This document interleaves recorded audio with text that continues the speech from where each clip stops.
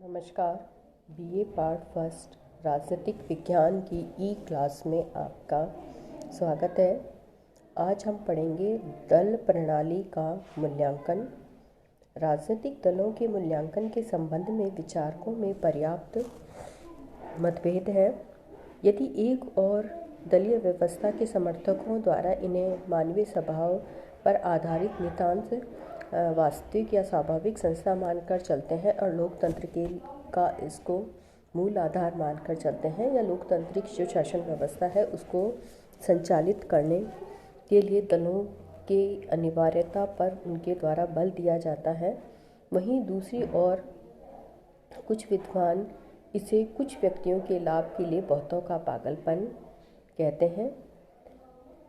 आज हम इसी संदर्भ के अंदर पढ़ेंगे कि राजनीतिक जो दल है वो किस तरीके से, या दलीय जो प्रणाली है वो प्रजातंत्र के लिए क्यों आवश्यक है, इसके क्या क्या गुण हैं।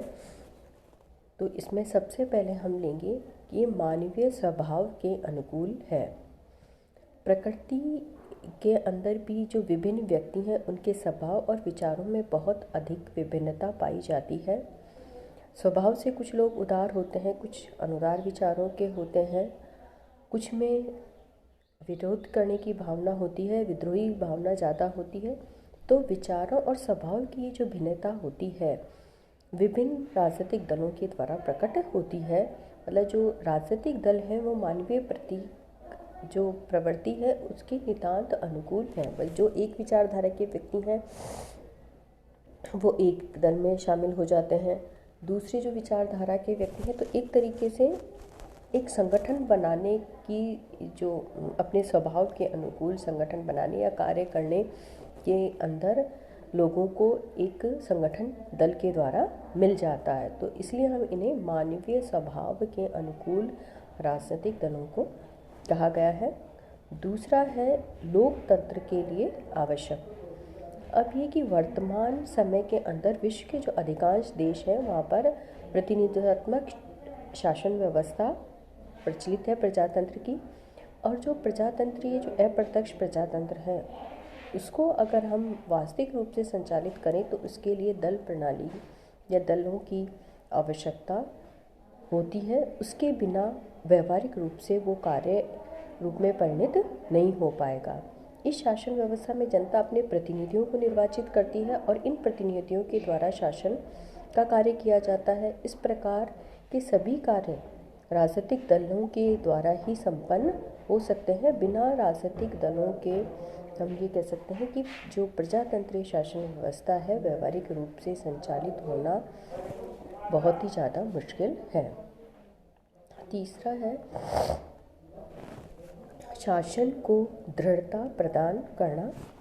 दंडीय प्रणाली इस सत्य को प्रकट करती है कि संगठन में ही शक्ति होती है और ये प्रणाली शासन को शक्ति प्रदान करती है जिससे कि शासन व्यवस्था सुगमता और सुदृढ़ता पूर्वक चल सके। यदि जनता का प्रत्येक जो प्रतिनिधि है व्यक्तिगत रूप से कार्य करे तो ना तो सरकार स्थायी हो सकती है और नहीं शासन व्यवस्था के अंदर हम उत्तरदायित्व को निश्चित कर सकते हैं। इस प्रकार के अनिश्चित और अविश्वास के वातावरण में शासन कार्य बहुत अधिक कठिन हो जाएगा। लेकिन एक राजनीतिक दल के सदस्यों में शासन संबंधी नीति के संबंध में एकता होती है और इससे शासन में दृढ़ता आती है। कि मतलब क्योंकि दल उसमें उत्तरदायित्व भी लेता है कि जिस दल के सदस्य होते हैं तो वो सब उसके प्रति उत्तरदायी माने जाते हैं और शासन जो व्यवस्था है उसमें एकता बनी रहती है जिसके कारण उसमें दृढ़ता आती है। चौथा है सार्वजनिक शिक्षा का साधन। राजनीतिक दल जनता को सार्वजनिक शिक्षा प्रदान करने के अत्यंत ही महत्वपूर्ण साधन है।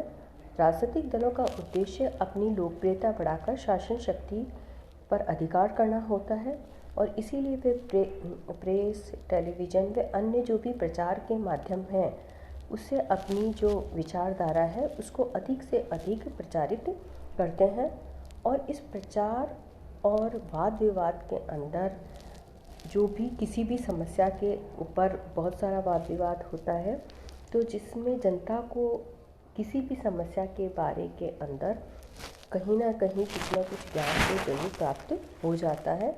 और इन राजनीतिक दलों के इस कार्य के कारण जो नागरिक हैं वो सार्वजनिक शिक्षा प्राप्त कर लेते हैं, क्योंकि कोई भी जब राष्ट्र के सम्मुख कोई भी समस्या आती है या कोई भी प्रश्न आता है या कोई भी मुद्दा आता है, तो जो दल हैं उनके द्वारा काफ़ी उन विषयों के ऊपर प्रचार किया जाता है, वाद विवाद किया जाता है, कोई भी नया कानून बनता है या नई चीज़ आती है, तो इससे कहीं ना कहीं जो आम जनता है वो उसको राजनीतिक शिक्षा या सार्वजनिक शिक्षा प्राप्त हो जाती है। पांचवा है शासन की निरंकुशता पर नियंत्रण। दलीय व्यवस्था के अंतर्गत बहुसंख्यक दल द्वारा शासन कार्य और अल्पसंख्यक द्वारा शासन के विरोधी दल के रूप में कार्य किया जाता है। अब ये कि जो शासक दल है वो तो जो बहुसंख्यक दल है वो शासन कार्य करता है, और विरोधी दल उसके जो भी नीतियां हैं उनमें जो भी कमियां रह जाती हैं उनको जनता के सम्मुख प्रकट करता है या उसकी निरंकुशता को रोकने का कार्य उसके द्वारा करता है। विरोधी दल एक तरीके से शासन में संतुलन बनाए रखने का कार्य करता है। विरोधी दल का अस्तित्व राज्य की विद्रोह से भी रक्षा करता है, क्योंकि यदि जनता में सरकार के विरुद्ध अविश्वास फैल जाता है तो विरोधी दल दूसरी सरकार बनाने हेतु तत्पर होता है। तो इसके कारण ये कह सकते हैं कि अराजकता की स्थिति उत्पन्न नहीं होती और शासन व्यवस्था सुचारू रूप से संचालित होती रहती है। धन्यवाद।